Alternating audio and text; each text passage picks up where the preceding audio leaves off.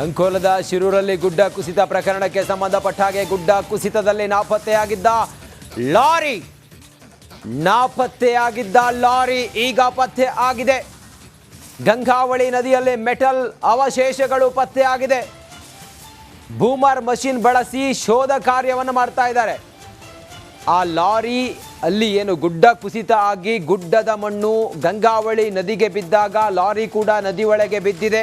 ಬೂಮರ್ ಮಷಿನ್ನಲ್ಲಿ lorry ಇರುವ ಕೆಲ ಗುಮಾನಿ ಇದೆ. ಮೆಟಲ್ ಡಿಟೆಕ್ಟ್ ಅಂದರೆ ಮೆಟಲ್ ಅವಶೇಷಗಳೇನಿದೆ ಅದು ಈಗ ಸಿಕ್ಕಿರೋದು. ಆ ಬೂಮರನ್ನು ಬಳಸಿದಾಗ ಮೆಟಲ್ ಅವಶೇಷಗಳು ನದಿಯಲ್ಲಿ ಸಿಕ್ಕಿದೆ.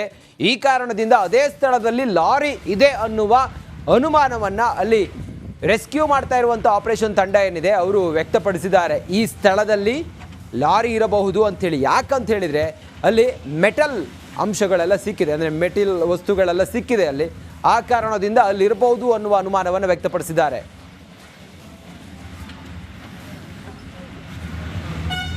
ನಾವು ಮೇಡಮ್ ಅವ್ರಿಗೆ ಹೇಳಿದ್ದೇನೆ ಅಲ್ಲಿ ಇಲ್ಲ ಅಂತ ಹೇಳ್ಕೊಂಡು. ಯಾಕಂತ ಹೇಳಿದ್ರೆ ನಾವು ಪಿಟ್ ಮಾಡಿ ನೋಡಿದ್ವಿ. ನಿಮಗೂ ಗೊತ್ತುಂಟು 12 ಫುಟ್ ಹೈಟ್ ಮತ್ತು 25 ಫುಟ್ ಉದ್ದ ಇದ್ದಾಗ ಅದರದ್ದು ಏನಾದರೂ ಏನು ಕಾಣಲೇಬೇಕಿತ್ತು.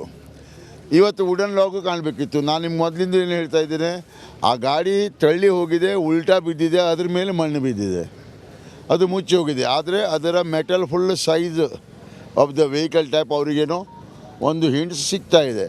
ಆದರೂ ನಾನು ಅವರಿಗೆ ಧೈರ್ಯದಿಂದ ಇವತ್ತು ನಾನು ಅಂತೂ ಹೇಳೋದಿಲ್ಲ. ಯಾಕಂತ ಹೇಳಿದರೆ ಎಲ್ಲಿಯ ತನಕ ನಮಗೆ ಕನ್ಫರ್ಮೇಷನ್ ಒಂದು ಟಯರ್ ಅಥವಾ ಒಂದು ರೋಪು ಗಾಡಿದು ಸಿಗೋದಿಲ್ಲ ಅಲ್ಲಿ ತನಕ ನಾವು ಕನ್ಫರ್ಮ್ ಹಿಡಿಯೋದಿಲ್ಲ. ನನ್ನ ಪ್ರಕಾರ ಅದನ್ನೇ ನಾವು ಮೇಡಮು ಅವರು ಅದನ್ನೇ ಹೇಳ್ಕೊಂಡು ತಿಳ್ಕೊಂಡಿದ್ದಾರೆ. ಅದನ್ನು ನಾವು ವೇಟ್ ಮಾಡ್ತಾ ಇದ್ದೇವೆ.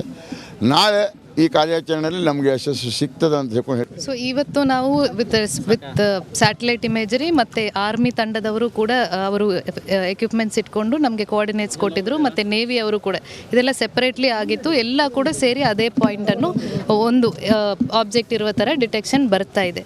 We are base on the shape of it we are detecting ಅದು ಒಂದು ಟ್ರಕ್ ಥರ ಇರಬಹುದು ಅಂತ ನಾವು ಡಿಟೆಕ್ಟ್ ಮಾಡ್ತಾ ಇದ್ವಿ. ಆ ಕೋಆರ್ಡಿನೇಟ್ಸ್ ನಮಗೆ ಸಿಕ್ಕಿದೆ. ಇವತ್ತು ಇನ್ನೊಂದು ತಂಡದವರು ಬಂದಿದ್ದಾರೆ, ಪ್ರೈವೇಟ್ ಅವರು ನಾಳೆ ಇನ್ನೊಂದು ಬಾರಿ ಕನ್ಫರ್ಮ್ ಮಾಡ್ತಾ ಇದ್ದಾರೆ. ಅವ್ರದ್ದು ಏನು ಸ್ಪೆಷಾಲಿಟಿ ಅಂದರೆ ಸ್ಪೆಸಿಫಿಕ್ ಲೊಕೇಶನ್ ಇನ್ನೂ ಅಕ್ಯುರೇಟ್ ಆಗಿ ಕೊಡಬಹುದು ಅಂತ. ಸೊ ಅದು ಆದ ಮೇಲೆ ವಿ ವಿಲ್ ಕನ್ಫರ್ಮ್ ಅಲ್ಲೇ ಇದೆ ಅಂತ ಕನ್ಫರ್ಮ್ ಆದಮೇಲೆ ನೆಕ್ಸ್ಟ್ ಆಪರೇಷನ್ ನಾವು ಮಾಡ್ತೀವಿ. ನೇವಲ್ ಡೈವ್ ಶಿರೂರು ಗುಡ್ಡ ಕುಸಿತದಲ್ಲಿ ನಾಪತ್ತೆ ಆಗಿರುವವರಿಗೆ ಹಗಲಿರುಳು ಶೋಧ ಕಾರ್ಯ ನಡೀತಾ ಇದೆ. ಇದೀಗ ಸೇನೆ NDRFಗೆ ಬಲ ಭೀಮನ ಸಾಥ್ ಸಿಕ್ಕಿದೆ.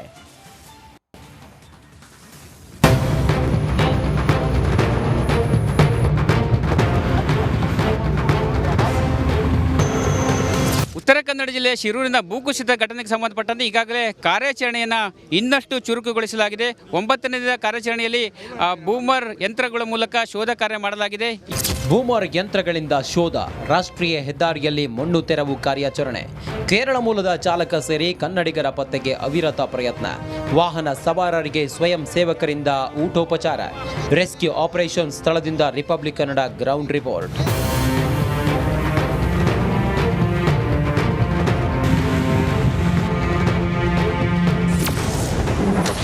ಶಿರೂರು ಗುಡ್ಡ ಕುಸಿತ ಸ್ಥಳದಲ್ಲಿ ಕಾರ್ಯಾಚರಣೆ.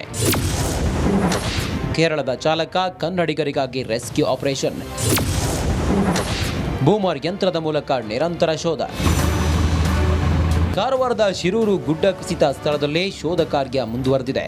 9ನೇ ದಿನವೂ ನಾಪತ್ತೆ ಆದವರಿಗೆ ಶೋಧ ಕಾರ್ಯ ನಡೆಸಲಾಗ್ತಿದೆ. ಬೂಮರ್ ಯಂತ್ರದ ಮೂಲಕ ರೆಸ್ಕ್ಯೂ ಆಪರೇಷನ್ ಮಾಡಲಾಗ್ತಿದೆ. ಕೇರಳ ಮೂಲದ ಅರ್ಜುನ್, ಕನ್ನಡಿಗರ ಪತ್ತೆಗೆ ರಕ್ಷಣಾ ತಂಡಗಳು ಹಗಲಿರುಳು ಶ್ರಮಿಸುತ್ತಿವೆ. ಕೋಸ್ಟ್ ಗಾರ್ಡ್ ಹೆಲಿಕಾಪ್ಟರ್ ಬಳಸಿ ಶೋಧ ಕಾರ್ಯ ನಡೆಸಲಾಗ್ತಿದೆ. ಕೇರಳ ಮೂಲದ ಲಾರಿ ಚಾಲಕ ಅರ್ಜುನ್ನ ಒಂದು ಶೋಧ ಕಾರ್ಯಕ್ಕಾಗಿ ಈಗಾಗಲೇ ಬೂಮರ್ ಯಂತ್ರಗಳ ಮೂಲಕ ಶೋಧವನ್ನು ಮಾಡ್ತಾ ಇದ್ದಾರೆ. ನೋಡ್ತಾ ಇರಬಹುದು, ರಾಷ್ಟ್ರೀಯ ಹೆದ್ದಾರಿಯಲ್ಲಿ ಬಿದ್ದಂಥ ಕಲ್ಲು ಮಣ್ಣುಗಳನ್ನು ತೆರವುಗೊಳಿಸುವ ಕಾರ್ಯ ನಡೆದಿದೆ. ಹಾಗಾದರೆ ಈ ಬೂಮರ್ ಯಂತ್ರ ಹೇಗೆ ಕಾರ್ಯನಿರ್ವಹಿಸುತ್ತೆ ಅನ್ನೋದನ್ನು ನೋಡೋದಾದ್ರೆ, ಬೂಮರ್ ವಿಶೇಷತೆ ಏನು? 60 ಅಡಿ ಉದ್ದಕ್ಕೆ ಚಾಚೆ ಕಲ್ಲು ಮಣ್ಣು ಎತ್ತುವ ಯಂತ್ರ. ಹೈವೇಯಲ್ಲಿ ಬಿದ್ದ ಕಲ್ಲು ಮಣ್ಣು ಎತ್ತುವ ಸಾಮರ್ಥ್ಯ. ನದಿಯಲ್ಲಿ ಮುಳುಗಿದ ಟ್ರಕ್ ಮೇಲೆತ್ತುವ ಶಕ್ತಿ.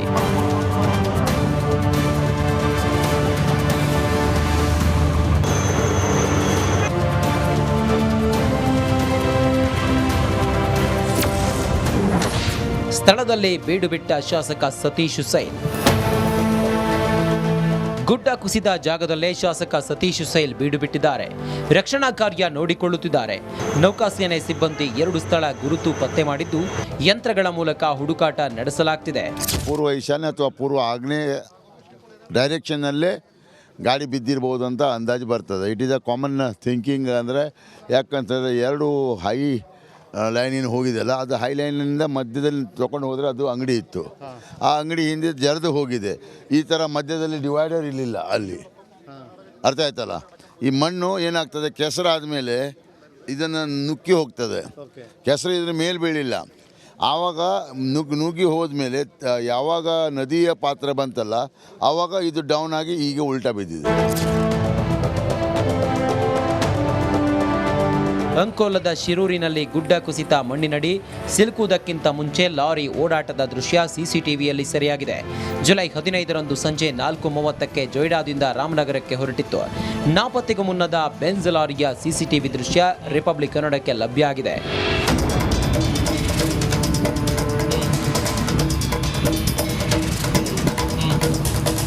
ಇನ್ನು ಗುಡ್ಡ ಕುಸಿತ ಸ್ಥಳದಲ್ಲಿ ಪರದಾಡುತ್ತಿರುವ ವಾಹನ ಚಾಲಕರಿಗೆ ಊಟ ವಿತರಿಸಲಾಗ್ತಿದೆ.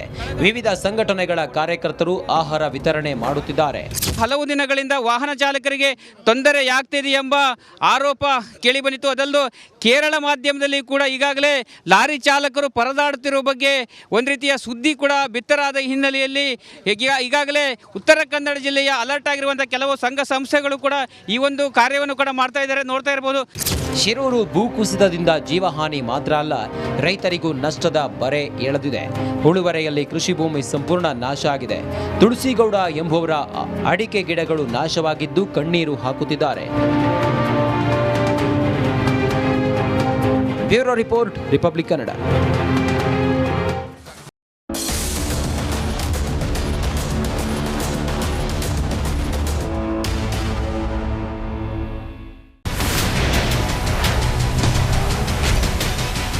ಇಡಿ ವರ್ಸಸ್ ರಾಜ್ಯ ಸರ್ಕಾರ ಅನ್ನೋ ಹಂತಕ್ಕೆ ಬಂದು ತಲುಪಿರುವ ಪ್ರಕರಣದಲ್ಲಿ ಬಿಗ್ ಟ್ವಿಸ್ಟ್. ದೂರು ಕೊಟ್ಟ ಅಧಿಕಾರಿ ವಿರುದ್ಧವೇ ಭ್ರಷ್ಟಾಚಾರದ ಆರೋಪದಲ್ಲಿ ಅಮಾನತು ಮಾಡಿದ್ಯಾರು? ಮುಖ್ಯಮಂತ್ರಿ ಸಿದ್ದರಾಮಯ್ಯ ಅವರು. ಇಡಿ ವಿರುದ್ಧ ಸಾಲು ಆರೋಪ ಮಾಡಿದ ಕಲ್ಲೇಶಪ್ಪ. ಹಾಗಂತ ಕಲ್ಲೇಶಪ್ಪ ಸಾಚಾ ಮನುಷ್ಯ ಅಲ್ಲ ಅನ್ನೋದನ್ನು ಈಗ ಪ್ರೂವ್ ಮಾಡ್ತೀನಿ ನಾನು. ಕಲ್ಲೇಶ್ ಅವ್ರ ಮೇಲೆ ಹಲವು ಗುರುತರ ಆರೋಪಗಳ ಹಿನ್ನೆಲೆಯಲ್ಲಿ ಸಸ್ಪೆಂಡ್ ಅನ್ನು ಮಾಡಲಾಗಿರುವಂಥದ್ದು. ಈ ಕಲ್ಲೇಶಪ್ಪನ ಸಾಕ್ಷ್ಯವನ್ನು ಇಟ್ಕೊಂಡು ಅವರು FIR ಮಾಡಿದ್ರಲ್ಲ, ಇದು ಈಗ ಸಿದ್ದರಾಮಯ್ಯನವರಿಗೆ ತಲೆನೋವಾಗುವಂತ ಸಾಧ್ಯತೆ ಇದೆ. ಯಾಕೆ? ಅವರೇ ಭ್ರಷ್ಟಾಚಾರಿ ಅಂತ ಹೇಳಿ ಅಮಾನತು ಮಾಡಿದ ಅಧಿಕಾರಿಯ ಆಶ್ರಯ ಪಡೆಯುವಷ್ಟು ಡೆಸ್ಪರೇಟ್ ಆಗೋದ್ರ ಮುಖ್ಯಮಂತ್ರಿಗಳು, ಉಪಮುಖ್ಯಮಂತ್ರಿಗಳು?